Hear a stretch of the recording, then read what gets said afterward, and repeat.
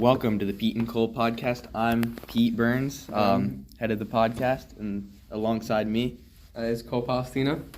Our first topic today, and this is going to be a buzzer-style podcast, so it'll be a 1-minute session on the Panthers-Falcons game coming up on Thursday Night Football.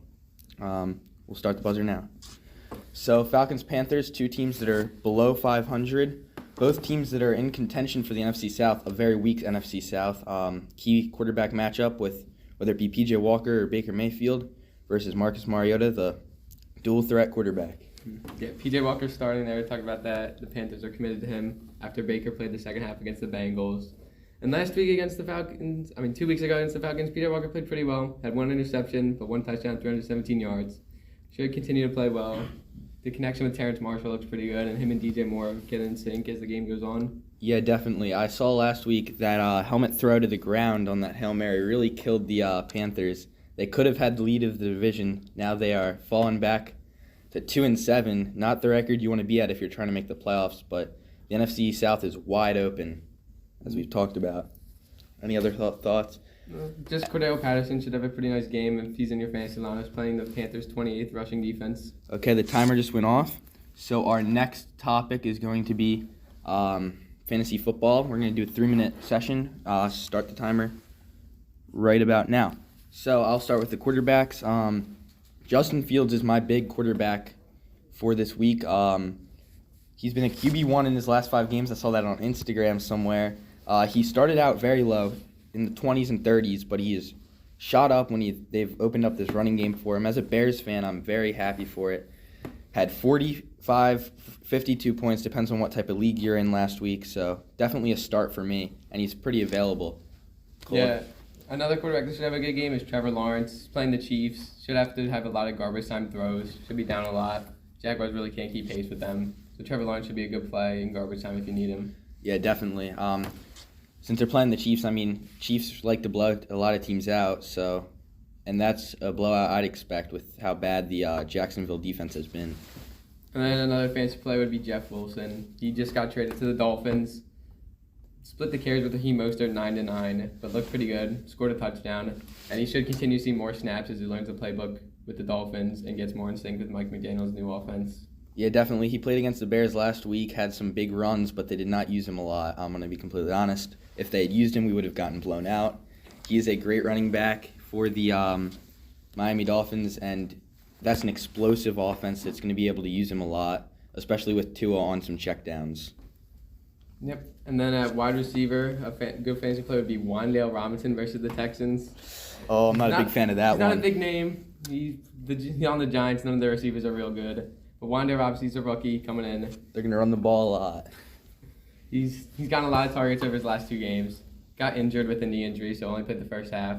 But he should be pretty good. He's getting healthy. He's probably going to full practice this week and should be good to go against the Texans. Yeah, he's definitely a bench wide receiver in my opinion. I wouldn't start him if I were you, but Cole Palestina has something else to say about that one. Definitely a good wide receiver, but I just don't think they'll use him enough in that run-heavy offense. Now, a player that I want to highlight at tight end is George Kittle. He is one of my favorite tight ends just in general. He grew up a Bears fan, so that always helps. But he should be looking to have a comeback week, especially with how average he's played. He hasn't really stuck out in many fantasy leagues at tight end, so hopefully he'll try and make his name pop out after a long bye week. They got Christian McCaffrey to add to the threat of the offense there. And with Jimmy G playing quarterback, you should see a lot of targets for George Kittle. Yeah, just another tight end to talk about if you really need one. Obviously, George Kittle is like a top 3 tight end in the league. Yeah. If you need a streaming option, Gerald Everett.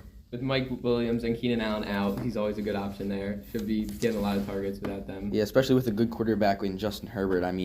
That's a lot better than having it's just better to have a tight end with a good quarterback in leagues like that. And so our timer just went off. We'll go into our previews for this week. We are starting with the Seahawks and Bucks being played in Munich, Germany. Should be a good one. Both teams were projected.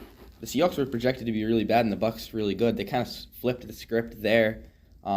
Munich should be a great opportunity for the NFL to, just establish their game more in European countries.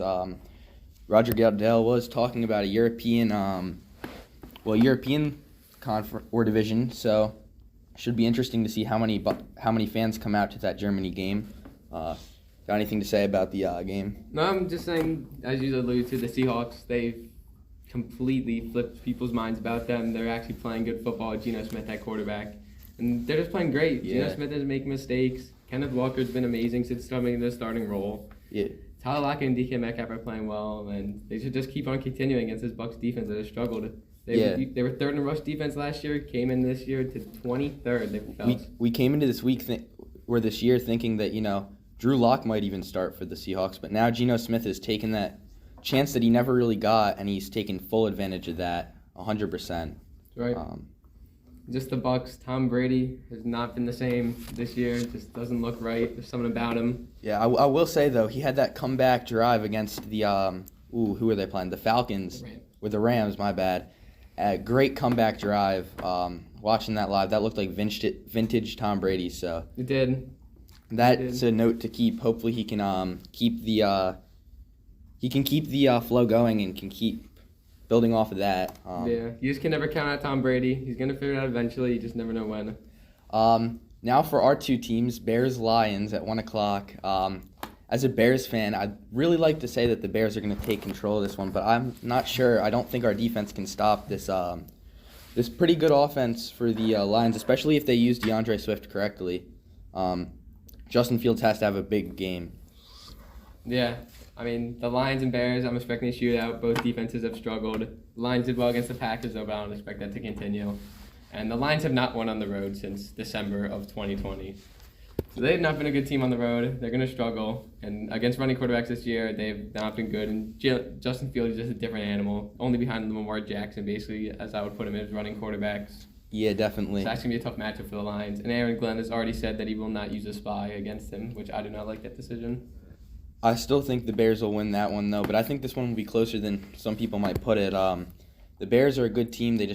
I don't think they have what it takes to blow this Lions team out. The Bears' future looks really good. They got a lot of young players. Yeah, they Both definitely teams do.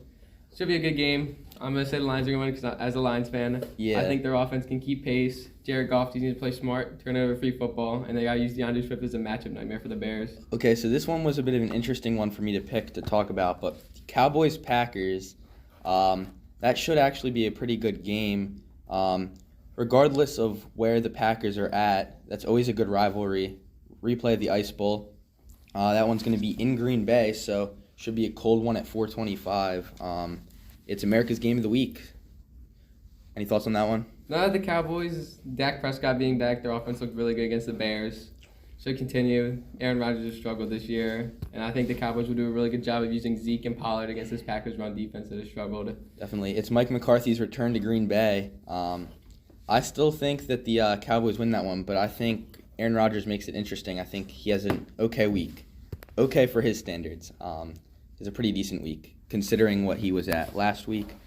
Two more games to talk about. I picked Vikings-Bills, a battle of, well, I guess they're the number 2 team in the NFC, the Vikings, and the clear-cut number 1 team in the AFC, the Bills.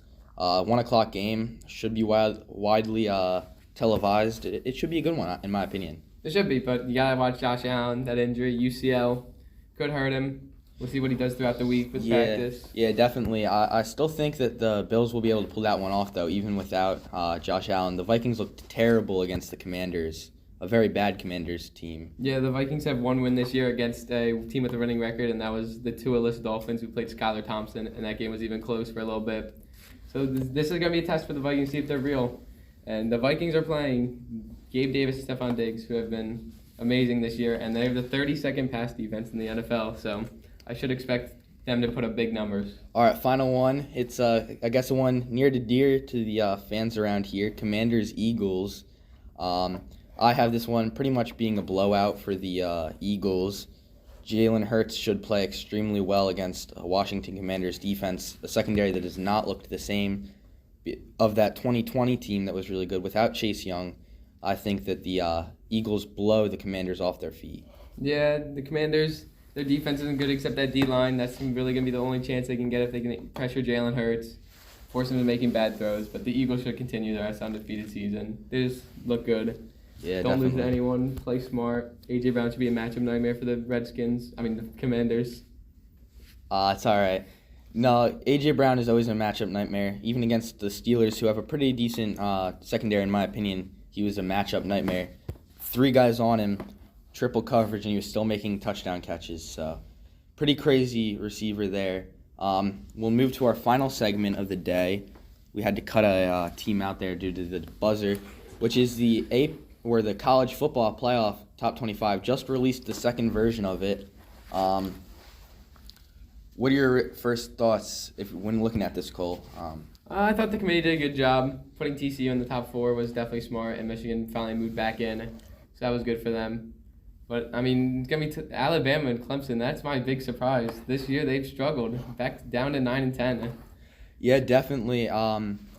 Alabama has looked terrible, especially with star quarterback Bryce Young. I mean, he still hasn't looked terrible. It's just been the team can't rally to get wins. This is one of Nick Saban's worst years since joining Alabama. And it's pretty crazy to think that a 7-2 season is being regarded as terrible. A big note I have is Pac-12 teams. I'm not a huge fan of the Pac-12, but Oregon's ranked at 6 at 8-1. USC at 8-1 is ranked at 8, and then UCLA is in the top 15 at 8-1. I mean, I think of it like UCLA and USC aren't going to be in the division much longer, and I think Oregon's not going to be with them much longer either. They're okay teams. I just don't think they play the level of competition that you'd expect, and all of them have a loss. I would almost put LSU, Clemson, Ole Miss, Bama, all up around where Oregon is instead of being so far back. I think that a lot of teams are getting robbed here. North Carolina is another team slept on. They're put at 15 in the polls. I can definitely see them being better than a 2-loss Utah team or a 2-loss Penn State team. I'm high on this North Carolina team.